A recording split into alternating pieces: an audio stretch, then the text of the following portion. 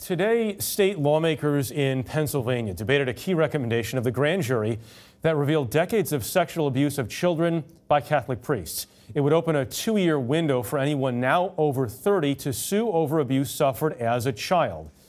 That includes the two men you're about to meet. Our undercover cameras captured their extraordinary confrontation with the priest they say abused them as children. The two survivors asked us to record it to help other victims of abuse.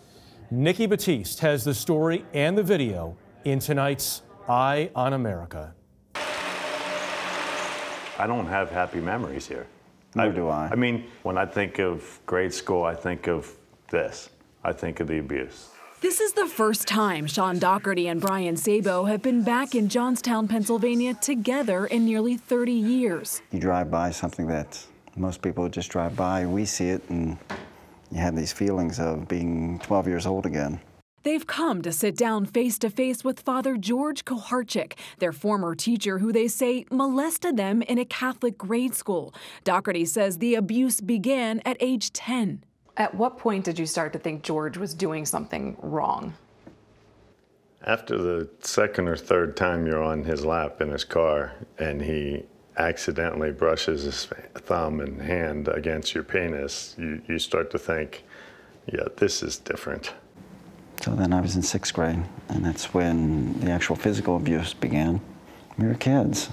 That was our normal. But they never talked about the abuse and eventually went their separate ways until 2012, when Koharchik made front-page headlines. He later admitted to abusing at least 5 children. I mean, I picked up the phone a million times to cold call George Koharchik, but I never did. George. Until now. This is Shaun Dougherty calling. I think it would be beneficial to talk to. Dougherty finally asked Koharchik to meet. The key, Dougherty wanted the meeting recorded. They hope a conversation with their abuser shown publicly will give other victims the courage to come forward as well. Before the meeting, CBS News set up hidden cameras.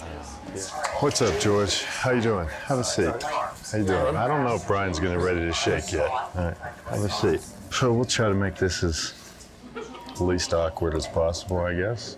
Listen, I'm certainly sorry for any harm I've caused and ashamed of anything that I did back then.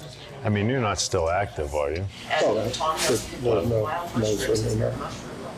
And haven't been for a long time. What was it about us? Is it more convenience because we live close to the school? Or was there something else about Shaun and I that made us a target? No, it was a familiarity, maybe. I'm going to tell you this. I'm angry with what you did, Bob, right? I'm angry. But I have forgiven you a long time ago for this, right? The part that I cannot forgive is the cover-up. That crushed me. We were taught to, oh, there's a God, I tried to kill myself over this when I was 24, legit. When you first started having those feelings, did you feel like, should I talk to someone? Or, it could have saved 10 of us.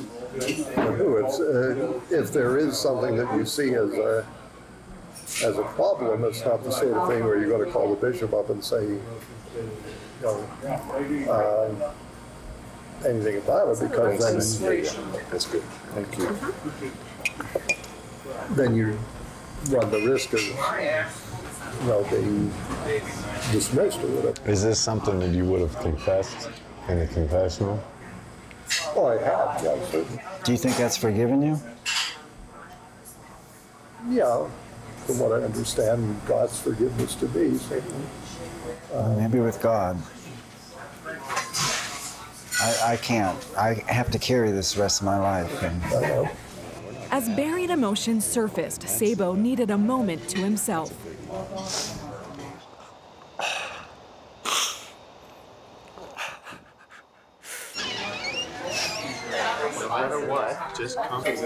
I came to tell you, I don't want to think about you anymore. I can't forgive you.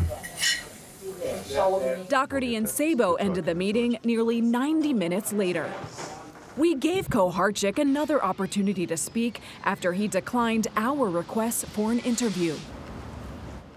Nikki Battiste with CBS News. Why did you come to meet with Shaun and Brian?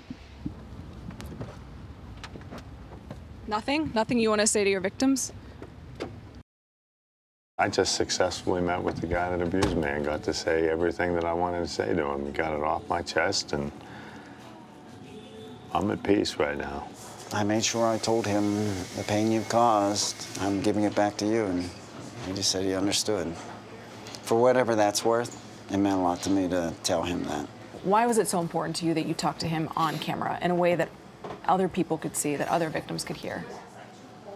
So they could see the other victims who were betrayed and who are vulnerable to see his vulnerability. And it's a long damn road, but you can regain your control over your own life. Dougherty and Sabo told us they were frustrated that George Koharchik would not address whether or not he knew why he was moved from parish to parish 7 times, or, Jeff, if the church knew about his abusive behavior. So, Nikki, where is George Koharchik now? He is living freely at home. He was removed from ministry, but he has never been charged because the statute of limitations has run out. Okay, Nikki Battiste with our Eye on America report tonight. Nikki, thank you.